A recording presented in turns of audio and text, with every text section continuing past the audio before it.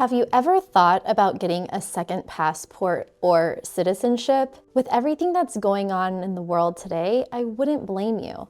Safety and security are probably among your top concerns, and getting a second citizenship can give you a plan B and more flexibility in an uncertain future.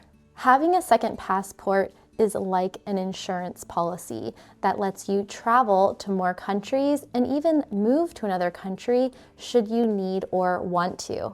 Having a second citizenship also gives you more freedom when it comes to choosing things like your climate, schools for your kids to go to, and even which healthcare system you want to be a part of. Whether you're looking for more flexibility, security, better business opportunities, or a legacy to pass down to future generations, having a second passport can provide that. But getting citizenship in another country can be difficult, time-consuming, and expensive, or all of the things. If you have some extra money laying around, then you can go for the golden visa or citizenship by investment route. But that could cost you upwards of 6 or 7 figures in real estate or even a donation to the country that you want to get a passport from. Then there are other ways to get citizenship abroad. You could get married or have kids, depending on the country. Countries such as Brazil, Mexico, and Costa Rica can offer you permanent residency or citizenship options if you tie the knot or have kids there. But then you could also just go the naturalization route. If you apply for permanent residency in another country, some countries will offer a path to citizenship after 5 or 10 years. There's also usually a category for special merit. So if you're making a contribution in science or another field, or if you do something spectacular that motivates a country to offer you honorary citizenship, that's possible too. But in my case, I'm not planning on getting married or having kids anytime soon. I would rather invest in my business than in a passport, and I don't necessarily want to wait 5 or 10 years to go the naturalization route. But fortunately, there is another category that could be a path for you to get another passport, and that is through citizenship by descent. After traveling the world as a digital nomad and living abroad as an expat for 15 years, I started looking into this option of getting citizenship by descent because my grandmother's family is from Sicily and my grandfather had dual citizenship in Hungary and Romania before immigrating to the US. So I started looking into it, and it didn't seem like I could qualify for Italian citizenship by descent because my grandmother was the youngest of her siblings and she was the only one born on US soil. So I don't think I would qualify there. Hungarian citizenship could also be possible for me, but then I would have to spend a lot of time learning Hungarian. But Romanian citizenship is the one that really stood out for me because that is where my grandfather was born, in a small town called Nădlac, and that is the second passport that I have begun to pursue. So in this video, I'm going to share with you how I'm planning to get citizenship by descent, and maybe it can help you in your journey too. So how do you qualify for citizenship by descent? Well, it depends on the country, and it also depends on when your relatives were born and when they gained or lost their citizenship, if at all. So usually this includes a lot of research into your family tree. You'll also need to find a lot of different documents, from birth certificates to marriage certificates, death certificates.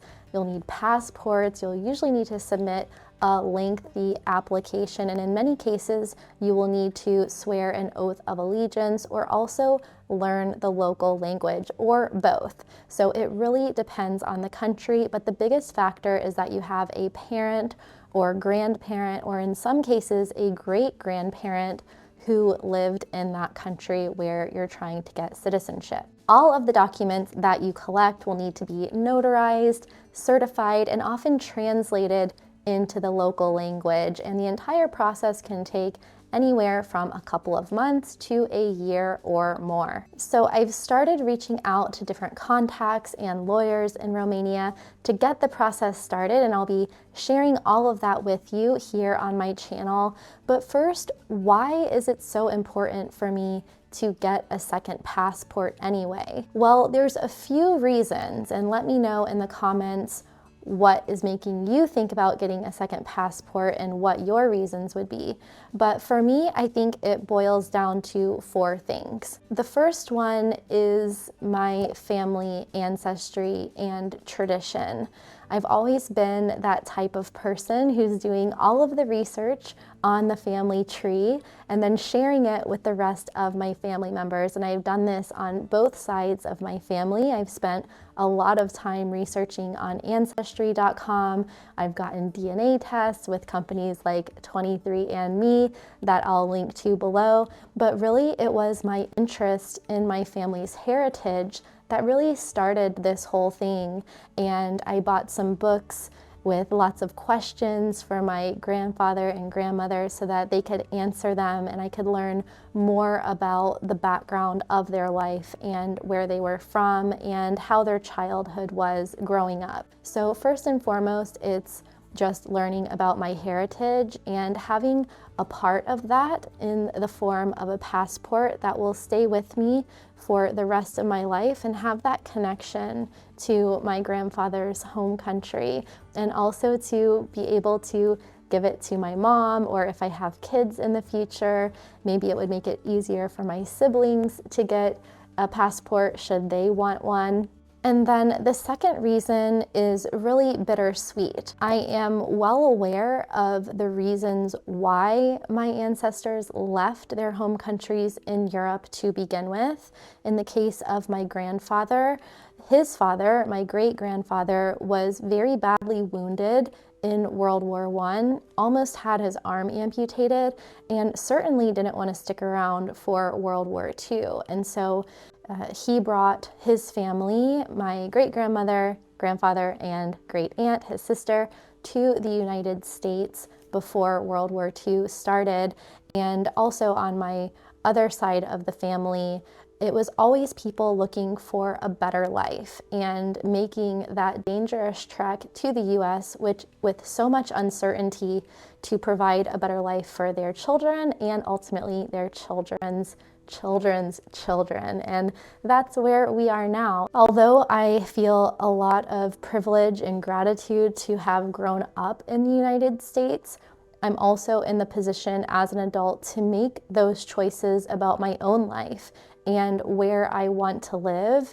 And oddly enough, I guess things kind of come full circle. I feel like I have a better quality of life and lifestyle when I'm in Europe. And I do want to have a home base in Europe and live here full time, or at least part of the year. And having citizenship from a European country will allow me to live in Romania, of course, but also to decide if I want to go to other countries, spend more time in different European countries. And Romania is also planning to join the Schengen zone soon, so that will be a benefit as well. Another reason is healthcare. As I've gotten older, I've noticed more keenly the shortcomings in the US healthcare system. I didn't use it as much in my 20s and 30s, but now my insurance is getting a lot more expensive, and I need to think seriously about the type of healthcare that I'll want in the upcoming decades. Obviously, the United States is extremely expensive, and I am in pretty stark disagreement with the way that our system is set up. And I want to be able to make that decision about which healthcare system I want to opt into. And I want to be part of a healthcare system that doesn't bankrupt its citizens when they get sick. Now, many of us, if not all of us, will need to use the healthcare system at one point or another.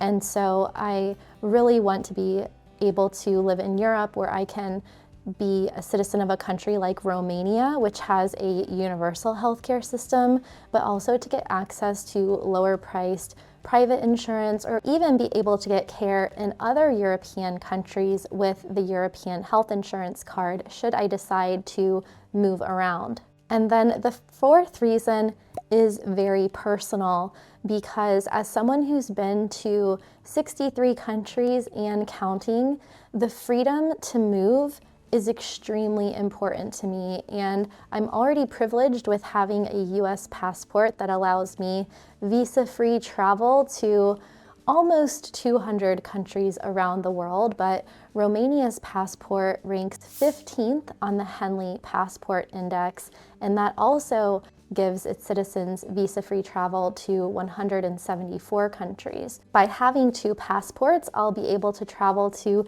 even more countries visa-free and also live in the EU. So if you're interested in getting a second passport or citizenship, then subscribe to my channel and turn on notifications so you don't miss any of the videos coming up in this series.